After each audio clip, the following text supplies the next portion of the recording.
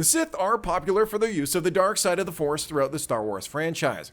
Representing the evil side of the universe, the Sith rely on many things to carry out their evil machinations.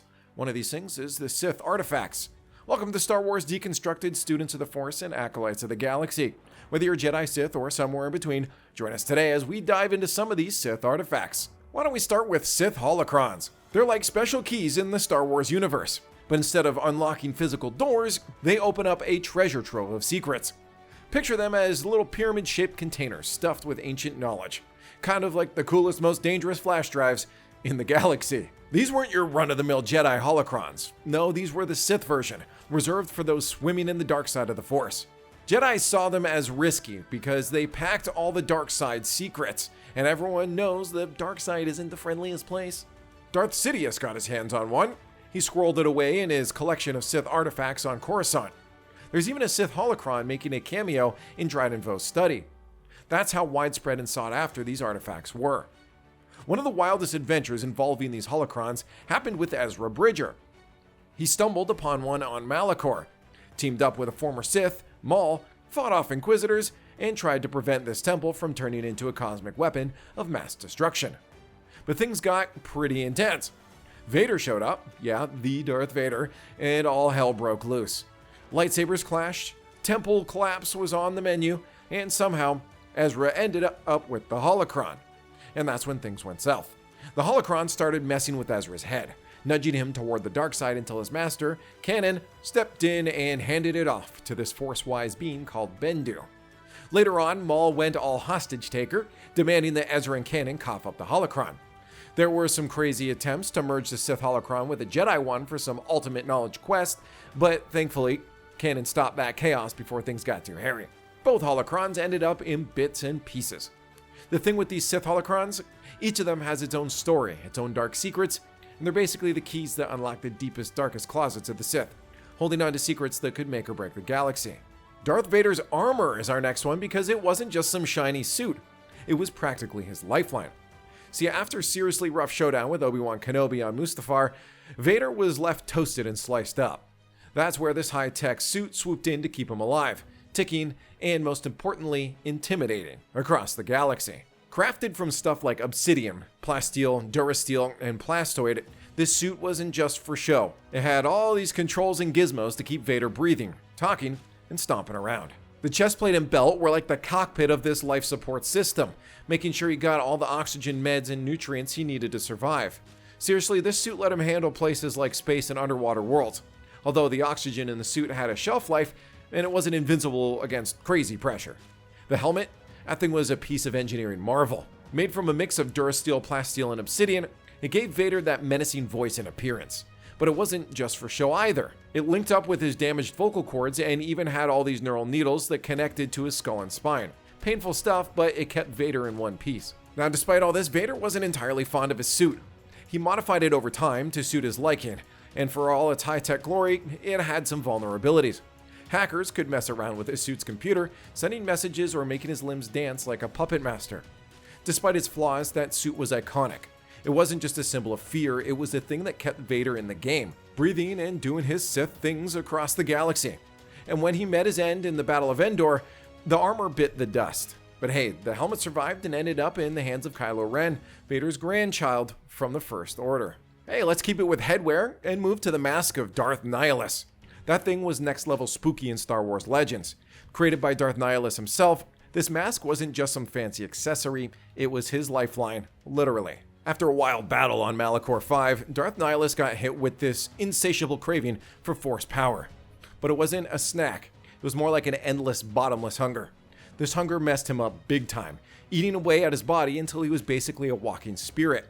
So, to hold on to some semblance of physical form, he latched his life force onto his robes, armor, and this haunting mask using the dark side of the Force. And it was usable by others, and let anyone who wore it tap into the Force like a Sith apprentice. But of course, this power came with a price. It's the dark side we're talking about. The mask encouraged self-destruction in exchange for more power. It was a dark, twisted bargain. More power in exchange for tearing yourself apart. After Nihilus met his end at the hands of the Jedi Exile and her crew, this spooky mask went on a journey of its own. It was lost for centuries until it ended up on the planet Volok after a smuggling ship crash. Rumors flew around the galaxy about this mask's power. If someone who wasn't sensitive to the Force put it on, they'd suddenly wield the Force like a Sith student. But for Jedi and Sith, you get pulled into the spiral of self-destruction while chasing greater abilities. The mask wasn't just a Sith artifact, it was a dark, tempting force that could either make you feel all-powerful and lead you down a path of serious trouble. On to Sith Wayfinders, they were like the GPS for the dark side, leading the way to this super secret Sith hangout called Exegol. It's a four-sided pyramid-shaped gadget, kind of like the Sith Holocrons, but with a different vibe. There were two of these things floating around. One belonged to Darth Vader, gifted by this weird Eye of Webbish bog. It hung out in Vader's castle on Mustafar, guarded by the Alizmech of Winzit. The other one, that was Emperor Palpatine's, chilling in the wreckage of the Death Star on Kaf Bir. These Wayfinders were a ticket to Exegol, hidden away in the unknown regions. These wayfarers emitted binary signals that starship navigation systems could interpret, guiding them safely through hyperspace to Exegol. Kylo Ren got his hands on Vader's Wayfinder, thanks to a whole showdown on some Sith cultists. He slapped that thing into his TIE Whisper and zipped his way to Exegol, discovering this hidden Sith paradise. Rey, our Jedi in training, learned about these Wayfinders and decided she needed Emperor Palpatine's to complete what Luke Skywalker had started. She went on a wild goose chase, ending up at the Death Star ruins, finding the Wayfinder, losing it to Kylo Ren, and then, here's the kicker, found another one that Kylo had stashed away. But Ren, being all dramatic, crushed one of the Wayfinders, trying to stop Rey from reaching Exegol. But guess what? Rey outsmarted him, grabbed that last Wayfinder, and led the Resistance fleet straight to Exegol for the epic showdown against the reborn Emperor's Sith fleet. Darth Sidious, master manipulator and all-around schemer, had a pair of lightsabers that were total standouts. Crafted from some fancy stuff like frickin' Erodium and finished off with Electrum, these bad boys were as classy as Sith weapons could get, although Sidious rarely whipped them out, preferring to pull the strings from behind the scenes. His lightsabers were a matched set, initially identical, until he jazzed one up with some mysterious black material later on. He had a neat trick for hiding one of them too, snugly tucked away inside an uranium sculpture displayed on his desk in the Senate office building on Coruscant. Classy and discreet, just like the Sith Lord himself. But when Sidious did decide to get his hands dirty, he knew how to make an entrance. He used both sabers when he took on Darth Maul and Savage Opress on Mandalore. During the Clone Wars, he tangled with Muur Talisman on Dathomir, showing off his lightsaber skills. One of his most infamous battles was with Mace Windu and other Jedi during the Clone Wars finale.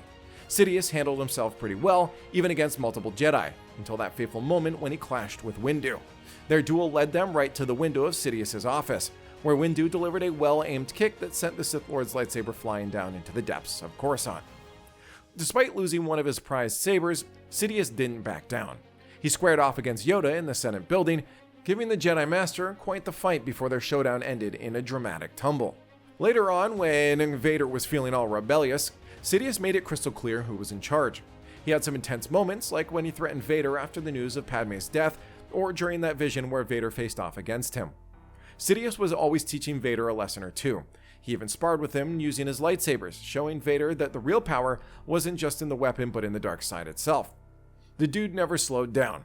He was out there on Ryloth fighting Lilacs alongside Vader and didn't hesitate to use his lightsaber when they were taking on Crimson Dawn at the Amaxine station. Sidious might have been a mastermind, but when he pulled out those lightsabers, you knew things were about to get real. The Muur Talisman. How that's a piece of Sith history.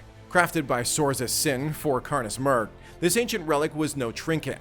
It had some serious mojo, capable of turning others into mindless minions under the possessor's control.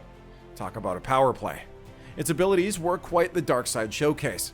When it hit non-force sensitive folks, they'd catch the Rakghoul plague and turn into Rakghouls faster than a blink. And if a force user took command, things got really wild. The talisman could morph suitable beings into Rakghouls in a much wider radius, basically turning enemies into monstrous warriors at the wielder's beck and call. That's cool and all, but that's not it. Its claws could turn into legs for movement, and it had a thing for bonding with anyone who called to it. Plus, it was the ultimate anti-aging solution, stopping time in its tracks for the host. Case in point, Celeste Morn stayed ageless from 19 BBY to 137 ABY, while holding on to this little gem. And inside that talisman was the spirit of Karnus Murr himself. He'd chat with nearby force-sensitive folks and even pop up as an apparition for whoever was possessed by the talisman. Imagine having a Sith Lord hanging out in your head. That's some next-level haunting. The Gauntlet of Kressh the Younger. It wasn't your run-of-the-mill accessory. It was a powerful piece of Sith history. Crafted way back in the days of the old Sith Empire by Kressh, this gauntlet was made of 5 connected oval plates, a mysterious black material capped with red gems and gold detailing. Wearing it on the forearm, it didn't just look impressive, it packed some serious defense. Anything trying to touch the wearer without permission got a blast of dark side energy, like a force field that said, nope, not today. This thing could even ward off a lightsaber strike, which says a lot about its power. But here's the twist, while it was a powerful shield, it wasn't foolproof. It only protected the wearer from unwanted touches, leaving an opening for attacks from those given permission to touch. Plus, it had to be worn to work its magic. Just holding it wouldn't cut it. The gauntlet has a storied past, bouncing from the Sith Empire to the hands of the Jedi Covenant. It was hidden away in a case by a Hazen, a scheming ex-Jedi turned Sith acolyte. He used its powers to cause chaos and even took a serious hit from Zane Carrick, who managed to slice off Hazen's gauntlet hand. Later in the Clone Wars era, a Jedi expedition led to a wild chase for the gauntlet, only to end up with it being thrown into a river by a clone trooper named Glitch to prevent its misuse. And finally, the Darkstaff. The Darkstaff was quite the troublemaker in the galaxy, a powerful sentient Sith artifact that caused chaos wherever it went. Created eons before the Clone Wars, this staff found its way into various hands, each encounter stirring up more trouble than the last. Initially stored away on the Arcanum space station, it got swiped by Tagris, a Sith Lord working for a renegade group known as the Dreadmasters. From there, it took a trip to Oblis, an unlucky planet in the Solarian system, where it played mind games with the Obli species. Darth Revan, drawn by the staff's power, had his own plans for it. In a face-off against the Jedi, Revan got a hold of the staff, and here's where things got really wild. The staff triggered a hyperspace wormhole, chucking Revan hundreds of years into the future, landing right in the Ruusan campaign battles. Fast forward to Len Marcus, a Force-sensitive crook who snagged the staff from I-7. As he tried to make off with it, a colossal bolt of Force lightning from Revan's fortress hit the staff, creating a time vortex that flung the whole Solarian system a decade into the future. The staff was damaged, and Marcus struck a deal with a slaver to fix it up. Back in Marcus's hands, the Darkstaff aimed for destruction, eyeing the Force essence of the Eye of the Sun, a hidden Jedi artifact on Solarian. A showdown ensued, and the heroes faced off against Marcus. One of the agents pulled the Jedi move, channeling the light side of the Force into the staff, blasting it to smithereens, and putting an end to its threat once and for all. If you enjoyed this video, please subscribe to the channel, and watch the next one.